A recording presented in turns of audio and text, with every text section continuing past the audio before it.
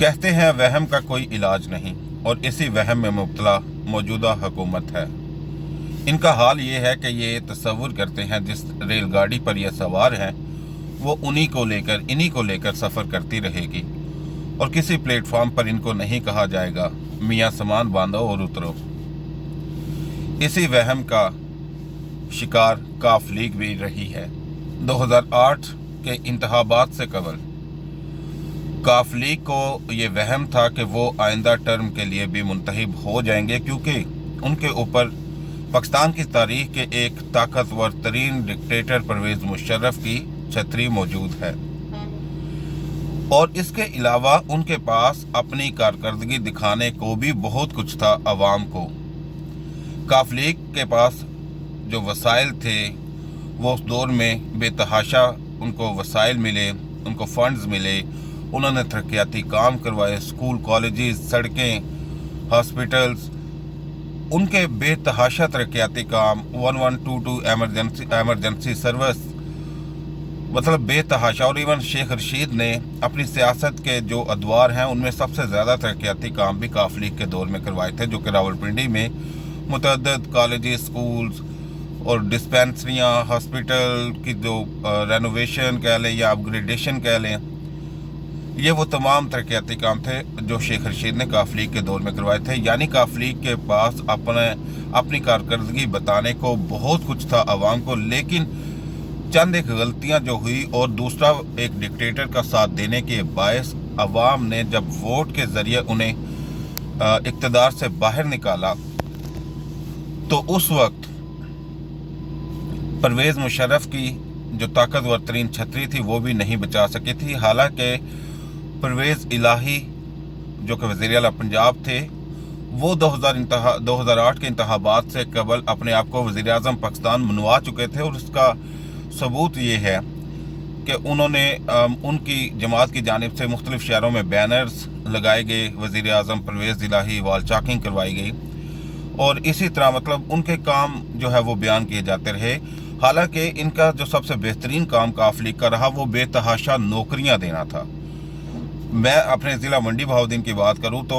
मोहम्मद खान भट्टी special secretary Punjab थे और उस वक्त वो चुके इंचार्ज थे मंडी बहाउद्दीन की हद तक तो मैं जानता हूं जितनी भी सरकारी नौकरियां होती थी वो उन्हीं के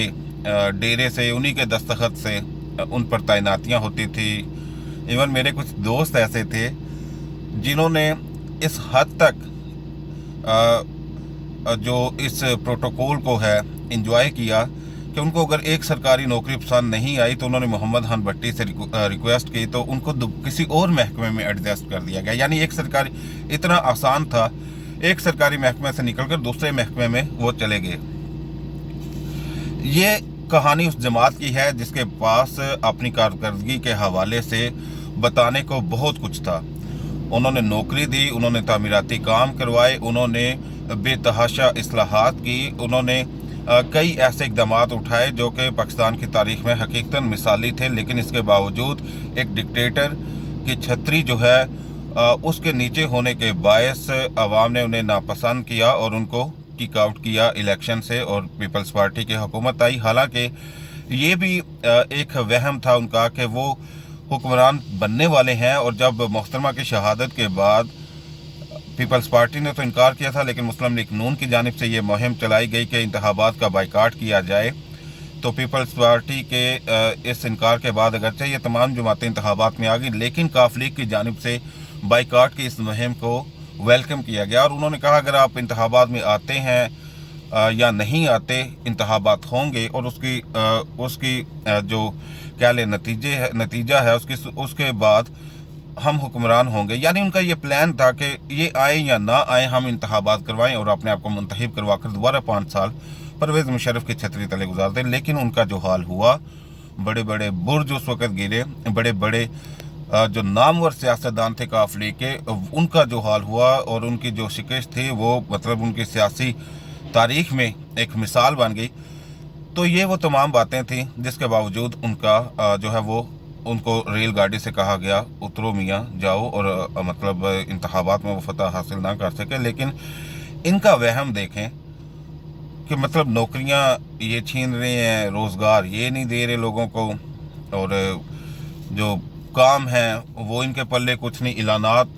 आए रोज़ हर वज़ीर आकर बड़े से बड़ा कर जाता है। तो हकीकत में कारकर्दगी सिफर और वहम ये है कि इनको कभी नहीं कहा जाएगा मियाँ आपका स्टेशन आ गया, उतरो और अपने घर जाओ।